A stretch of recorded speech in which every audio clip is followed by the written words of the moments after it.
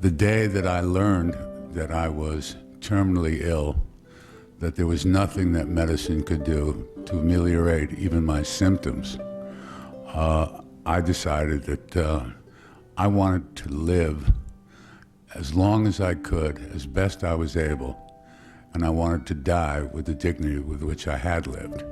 Just to know that I have that choice. Just to know that that death can be dignified. It doesn't have to be non-controllable. I can control. I can be the boss of my own body.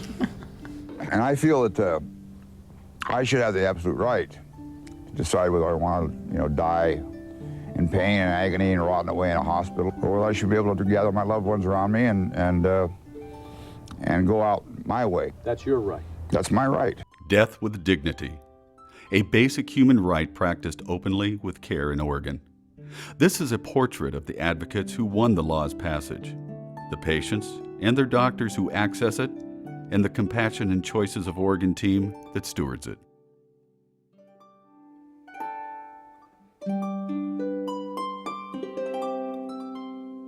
My late husband, Frank Roberts, was a member of the state Senate in Oregon and had 3 occasions in 3 different legislative sessions to introduce something that was equivalent to Oregon's current death with dignity law. By the 3rd session that he introduced it in 1993, he was in fact already terminally ill.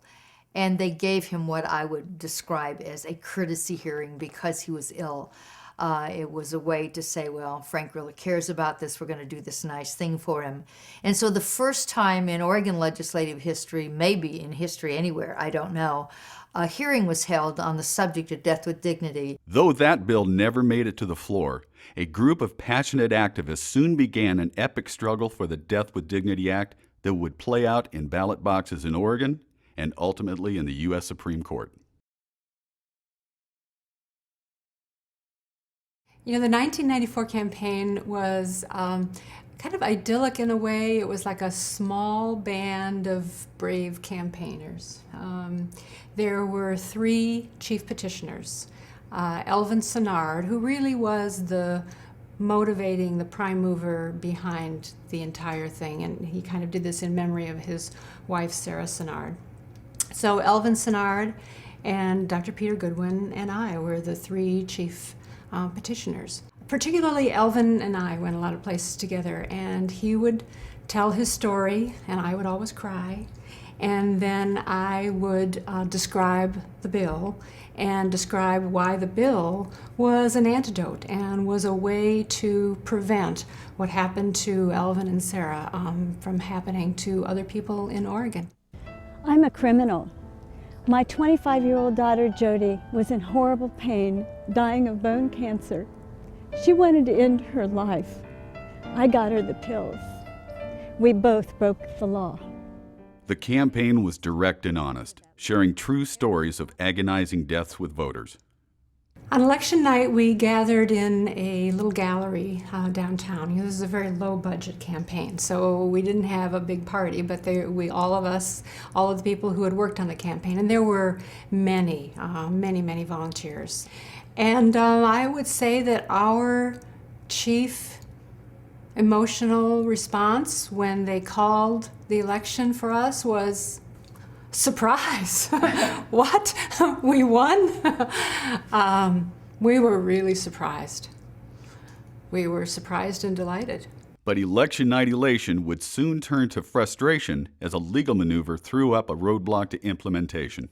The first challenge was brought by the Right to Life organization, which was one of our primary opponents. And they went down to Eugene in Oregon, and they expected, I believe, that they would get a favorable ruling from this district court judge, Judge Michael Hogan. And indeed, they were not disappointed. He ruled first with a temporary injunction and then with putting on a permanent injunction. As the case made its way through the courts, a political move nearly unprecedented in Oregon's history was in the making. In 1997, Oregon's legislature called a special election to repeal the Death with Dignity Act.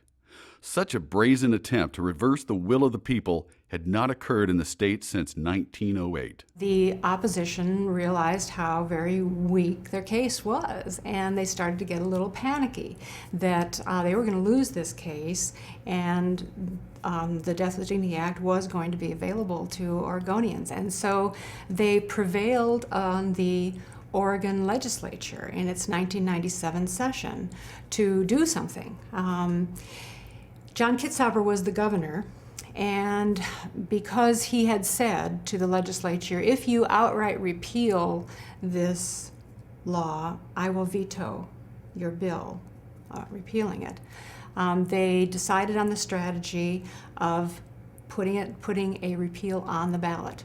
The governor can't veto a ballot initiative placement. Judge Hogan's controversial ruling was reversed just 5 days before the election, and when asked to vote their conscience a second time, Oregonians overwhelmingly reaffirmed the Death with Dignity Act. With legal and political challenges overcome, Compassion client Helen became the first person to legally hasten her death peacefully, surrounded by family. But I believe the law of the United States of America, which requires that drugs not be used except for legitimate health purposes, that those laws need to be enforced, and that's my responsibility. Attorney General John Ashcroft's directive threatened to prosecute doctors who prescribed medications for the purpose of aid in dying, effectively forcing the Death with Dignity Act off the books. Oregonians responded with outrage. I still want the right to make that decision.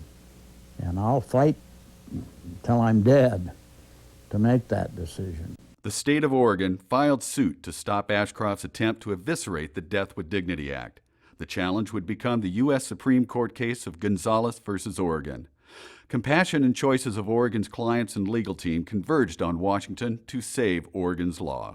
This case is about an unprecedented intrusion of federal power into that domain, and in fact by a single unelected federal official. There are many effects from the continuous chemo, such as no hair.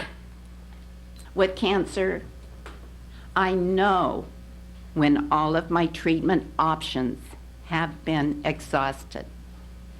Having the choice gives me comfort. It's just knowing that there's an option, knowing that there's a choice.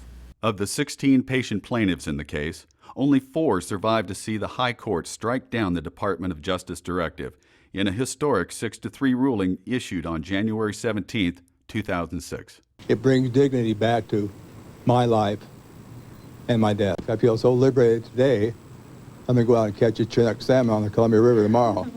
It's very hard to take a law as sensitive as Oregon's Death with Dignity law, as sensitive as that law is, as important as it is, as personal as it is, and constantly be fighting on all kinds of fronts. And when that decision was made by the Supreme Court, I think we all took a deep breath and knew that Oregon could continue to do the work it had done without federal or court interference any longer.